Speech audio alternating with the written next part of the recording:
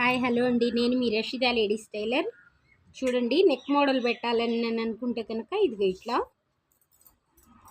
ఒక అరంగుళం ఇక్కడికి వచ్చేసరికి ఒక అరంగుళం ఒక పావంగుళం బయటికి పెట్టుకోండి.